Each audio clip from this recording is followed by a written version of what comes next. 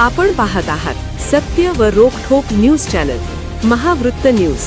आवाज तुमचा, ताकद आमची।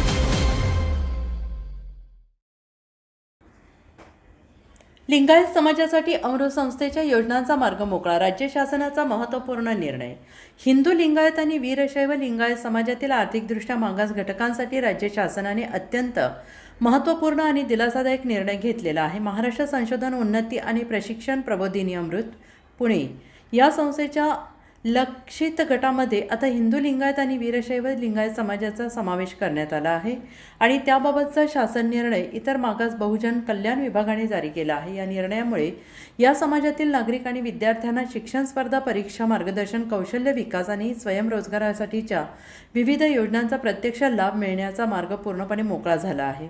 समस्त लिंगायत समाजाचे राज्याध्यक्ष संजय तेलनाडे यांनी कोल्हापूर येथे आयोजित पत्रकार परिषदेत या निर्णयाची सविस्तर माहिती दिली। ते जे नागरिक किंवा विद्यार्थी ओबीसी अथवा अन्य कोणत्याही राखीव प्रवर्गाचा तसेच स्वतंत्र महामंडळाच्या योजनांचा लाभ घेत नाहीत त्यांना अमृतच्या योजनांसाठी पात्र ठरवण्यात येईल। यासाठी लाभार्थ्यांना महाराष्ट्राचे रहिवासी असणे आणि शासनाने निश्चित केलेले आर्थिक निकष पूर्ण करणे आवश्यक असणार आहे।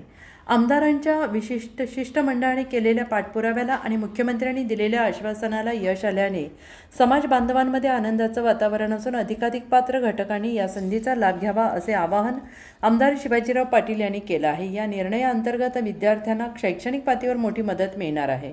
IIT, IIM, AIIMMS यासारख्या उच्च शिक्षण संस्थांमधील विद्यार्थ्यांना दरमहा आर्थिक सहाय्य, UPSC मुख्य परीक्षा आणि मुलाखतीच्या तयारीसाठी 50,000 रुपयांपर्यंत तर MPSC परीक्षेसाठी 15,000 रुपयांपर्यंतची आर्थिक मदत दिली जाणार आहे। याशिवाय टायपिंग, लघुलेखन, ड्रोन तंत्रज्ञान, संगणक, माहिती तंत्रज्ञान, बेकरी यासारख्या क्षेत्रात मोफत प्रशिक्षण उपलब्ध होणार आहे। तसेच नवीन उद्योजकांना प्रोत्साहन देण्यासाठी 15 लाखांपर्यंतच्या व्यावसायिक कर्जाचे व्याज अमृत संस्थेकडून फेडले जाणार आहे।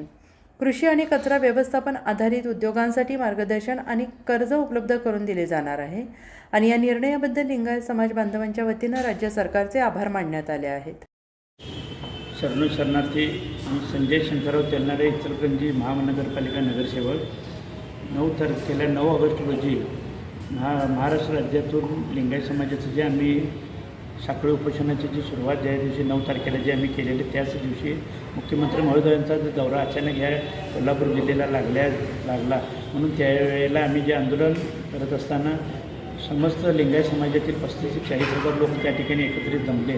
त्या ठिकाणी त्यावेळेला आमच्या समाजाचा विचार करून माननीय चंदगडचे लोकप्रिय आमदार शिवाजीराव पाटील साहेबांनी मुख्यमंत्री महोदयांची भेट घालून देऊन ज्या आमच्या समाजाच्या ज्या मागण्या होत्या की महात्मा बसवेश्वर आर्थिक विकास महामंडळाची जी नेमणूक 2023 साली जी केलेली होती आणि त्याच्या अंतर्गत लिंगायत समाज 90% जो वंचित राहिलेला होता आणि त्यांना जो लाभ मिळत नव्हता आणि त्याचा लाभ मिळण्यासाठी जी आम्ही मागणी केलेली ते मुख्यमंत्री महोदयांची भेट घालून दिल्यानंतर त्यांनी मंगळवारची भेट दिली व मंत्रालयामध्ये त्यांनी बोलवल्यानंतर वर्षा बंगल्यावर त्यांची मंगळवारी भेट झाली आणि 8च दिवसामध्ये तुमचा जो प्रलंबित प्रश्न आहे ते प्रलंबित प्रश्न सोडवून घेऊन तुम्हाला सगळ्यांना त्याच्यामध्ये लाभ देतो असं जे आश्वासन त्यावेळेला जे त्यांनी दिलेलं होतं ते आश्वासन त्यांनी दिलेलं होतं ते 100% त्यांनी पाळलं व कालच आम्हाला ते आश्वासन पूर्ण करत असताना सगळ्यांना लाभ मिळत असताना ते मुख्यमंत्री महोदयांनी तुम्हाला सांगतो अमृत योजनेअंतर्गत आम्हाला त्याचा सगळा लाभ आम्हाला ते लिंगायत समाजाला द्यायचं काम या मुख्यमंत्री महोदयांच्या माध्यमातून जे झालेलं आहे त्यामुळे समस्त महाराष्ट्र राज्य लिंगायत समाजाच्या वतीने त्यांचा आम्ही आभार मानतो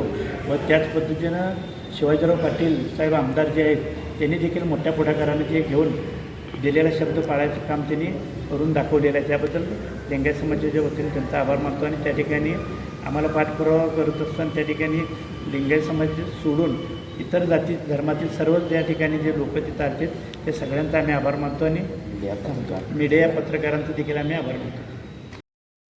महावृत्त न्यूज चॅनलला लाईक करा, शेअर करा आणि सबस्क्राईब करा।